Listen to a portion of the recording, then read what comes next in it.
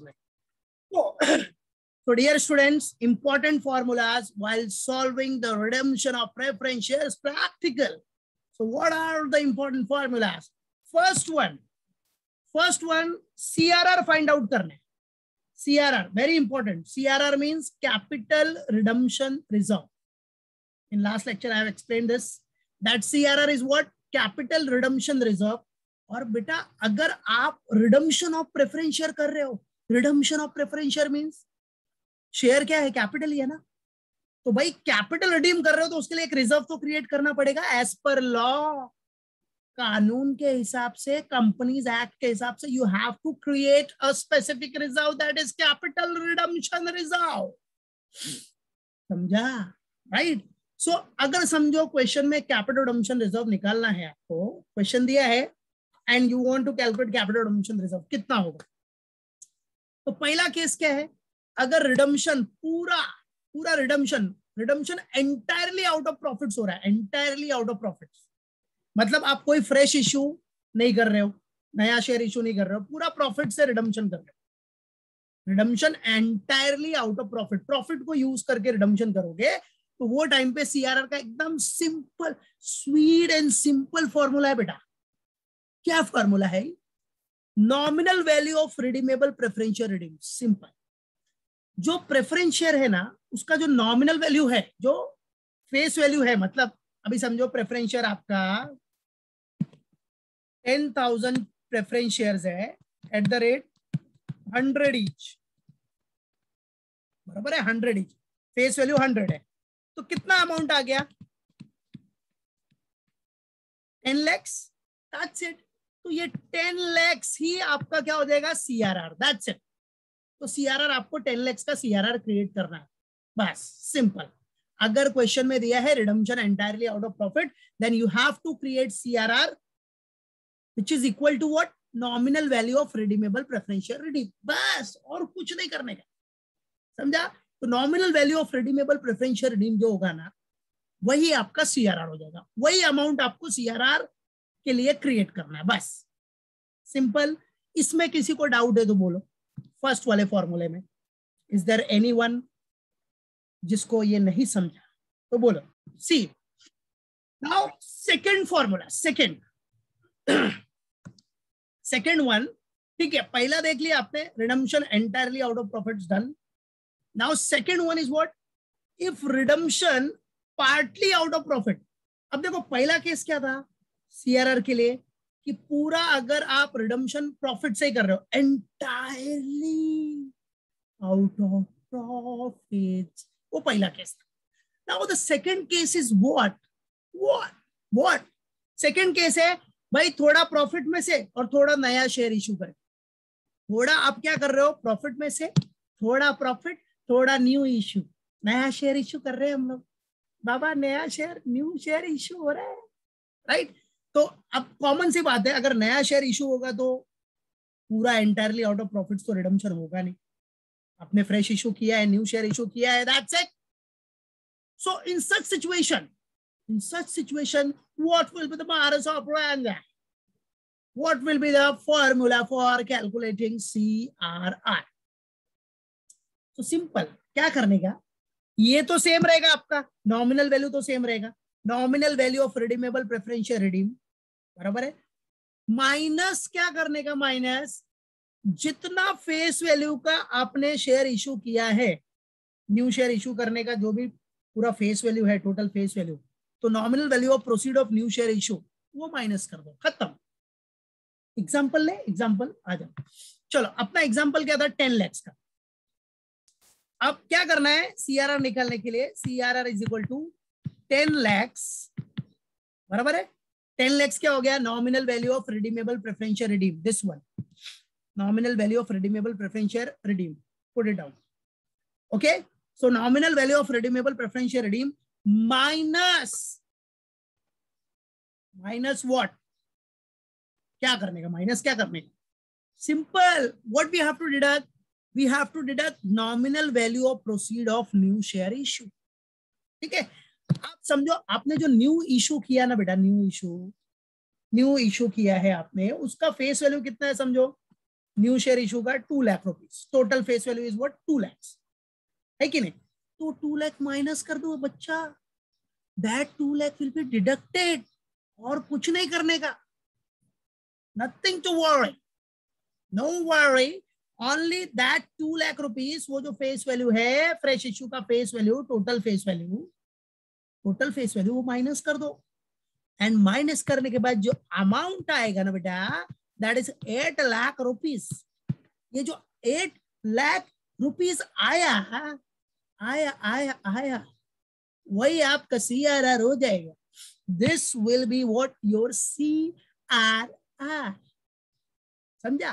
तो ये 8 लाख रुपीज ही आपको CRR क्रिएट करना पड़ेगा। 8 lakh rupees, to the extent of 8 lakh rupees you have to create what capital redemption reserve, simple, बस यही है। तो ये फॉर्मूला सब लोग याद रखने का, क्योंकि अगर क्वेश्चन में क्या होता है कि फ्रेश इश्यू दिया ही रहता है, मोस्टली क्वेश्चंस में आपको फ्रेश इश्यू दिया ही रहेगा, न्यू शेयर इश्यू रहेगा, राइट? तो at that time what you have to use this formula, that is nominal value of redeemable preferential redeem minus nominal value of proceed of new share issue, or we can say that fresh issue, simple, clear, मालूम पड़ा? चलो एक बार देख लो, किसी को कोई issue है तो बोलो बड़े। तो चलो सेकंड वाला भी आपका क्लियर। तो थर्ड वाले में क्या बेटा, थर्ड वाला क्या बोलता है, न्यू इश्यू निकालना, दैट इज फ्रेश इश्यू। तो फ्रेश इश्यू कभी कभी बोला ना मैंने, क्वेश्चन में डायरेक्टली दिया नहीं रहता, खाली बोलता है कि फ्रेश इश्यू किया company made a fresh issue for the purpose of redemption. अरे लेकिन कितना फ्रेश इश्यू किया वो तो पता ही नहीं है कि नहीं? मैं फॉरेन घूम के आया, किधर घूम के आया वो तो पता ही नहीं है। ये पता है कि मैं फॉरेन गया था, बट कौन से प्लेस पे गया था मालूम पड़ना चाहिए ना। इधर भी वैसा ही है कि भाई कंपनी ने फ्रेश इश्यू किया है, ये तो पक्का है, कितना किया, हाउ मच, और how many shares company have issued, वो तो पता चलना चाहिए ना यार, बराबर है? तो उसी के लिए ये फॉर्मूला है और कुछ नहीं है। अरे भैया उसी के लिए फॉर्मूला है और कोई नहीं है रे बाबा, समझा? तो अगर फ्रेश इश्यू नहीं दिया है, fresh issue is not given, so at that time you have to use this formula. Pretty simple. So formula is what? Nominal value of proceed of new share issue or fresh issue is equal to what? Is equal to same वही जो nominal value of redeemable preferential redeem है ना, ये वाला example देखो, पहले देख लो ये formula, nominal value of redeemable preferential redeem minus DP मतलब अपना ये DP नहीं जो रोज पोस्ट होता है, बराबर है?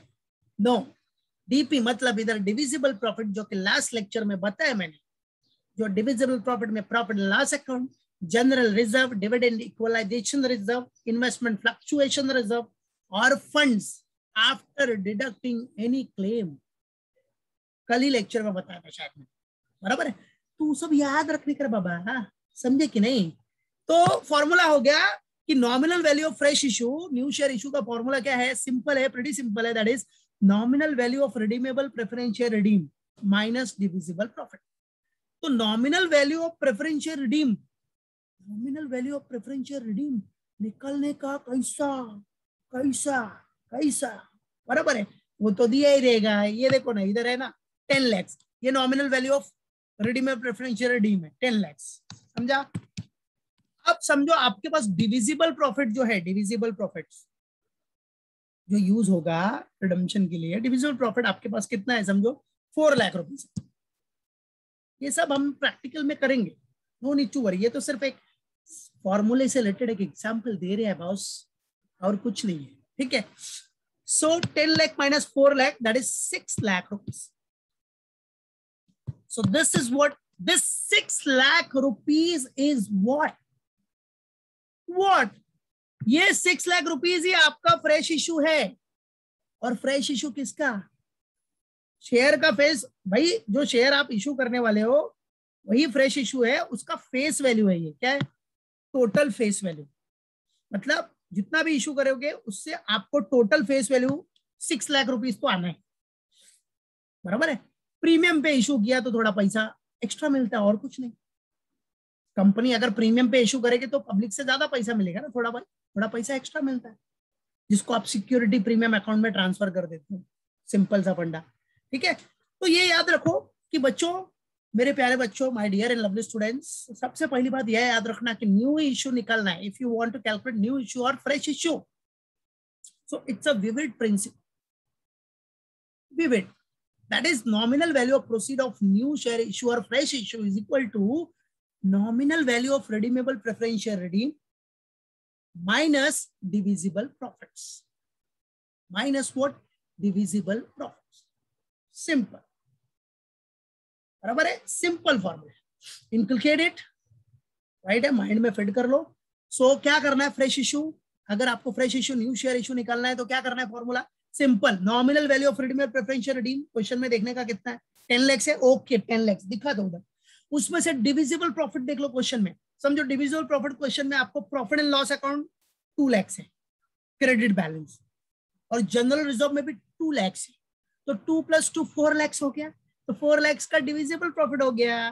तो क्या करने का, ये nominal value of redeemable preference share redeem 10 lakh में से डिविजिबल प्रॉफिट 4 लाख माइनस कर देने का रे बाबा, समझा?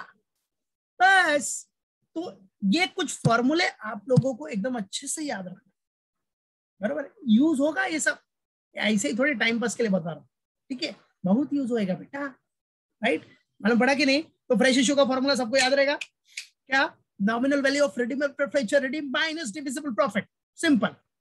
सीआरआर का फॉर्मूला याद रहेगा, पहला एंटायरली आउट ऑफ प्रॉफिट है तो क्या करने का, सीधा नॉमिनल वैल्यू लेने का प्रेफरेंस शेयर कैपिटल का, बस। सेकंड केस में अगर पार्टली आउट ऑफ प्रॉफिट है, partly out of fresh issue है, फ्रेश इशू, तो वो केस में क्या करने का, nominal value of redeemable preference share redeem minus what, minus nominal value of fresh issue लेने का, बस।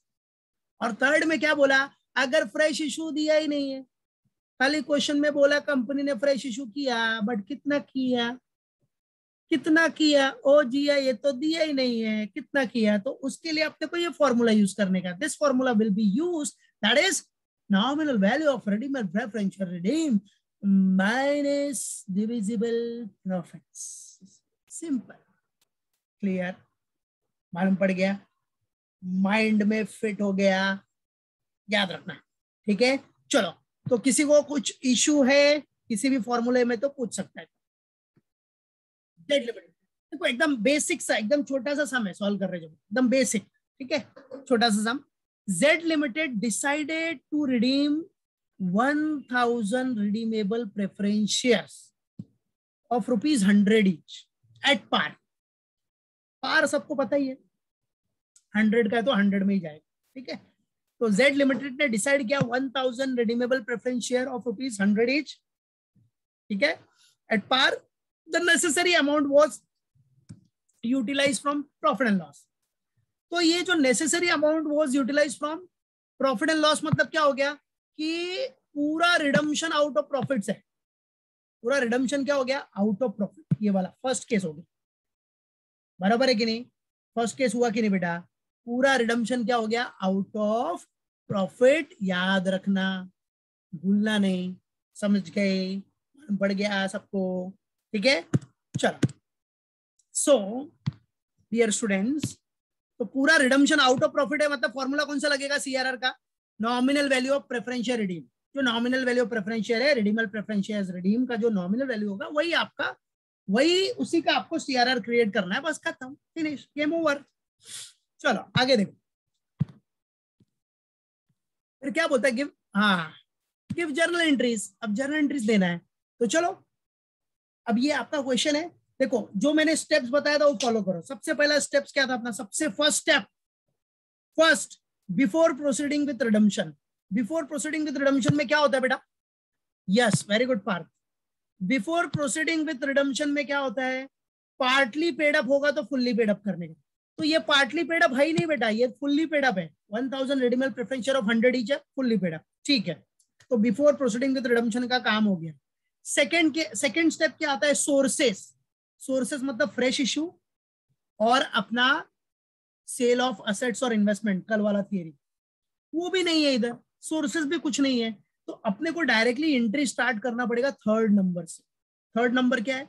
Recording amount payable on redemption, उधर से स्टार्ट करना है। So let's start everyone. So directly format बना लो, जर्नल एंट्री का फॉर्मेट बनाओ फटाफट, उसके बाद अपना एंट्री कर लो। Z limited journal entry number particulars LF debit rupees credit rupees.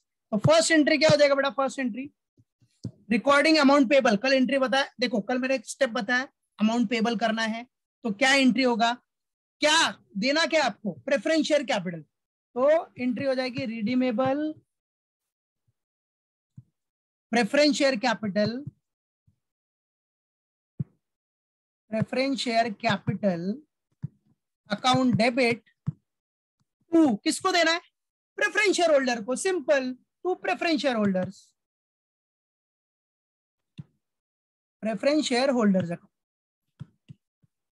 अच्छा कितना देना है? 1000 प्रेफरेंस शेयर्स है at the rate of 100 each, 1000 into 100 that is क्या? 1 लाख। हो गया, सिंपल एकदम। नरेशन अपने ओन वर्ड्स में दिखा देने का। क्या? Being the amount payable to preference share holder on redemption of 1000 preference share at the rate of 100 each. Narration अपने ओन वर्ड्स में क्वेश्चन को शॉर्टकट में दिखा देंगे। सेकेंड एंट्री क्या होगी? CRR क्रिएट करना है, CRR। अब इधर क्या है? एंटायरली आउट ऑफ प्रॉफिट्स है, कुछ फ्रेश इश्यू तो क्वेश्चन में है नहीं, तो सीधा प्रॉफिट एंड लॉस यूज करने का।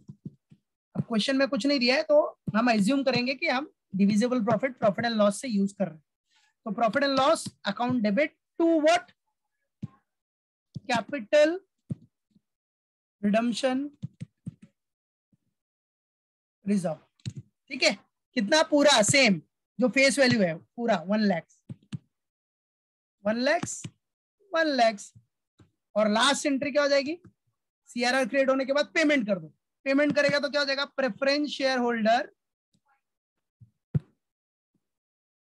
प्रेफरेंस शेयर होल्डर्स डेबिट हो जाएगा रिसीवर, और पेमेंट करेगा तो पैसा जाएगा, मतलब बैंक अकाउंट क्रेडिट। कितना पेमेंट करना है प्रेफरेंस शेयर होल्डर को? 1 लाख, 1 लाख। एकदम बेसिक है ये, एकदम बेसिक सम, ठीक है, एकदम छोटा सा।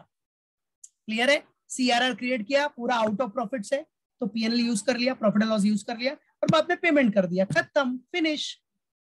क्लियर है? मालूम पड़ गया? ओके, तो ये एकदम बेसिक। अब मेन सम हम लोग नेक्स्ट लेक्चर से इसको सॉल्व करेंगे। ठीक है, मेन सम जो मेन है, बड़े सम्स है, ये एकदम बेसिक।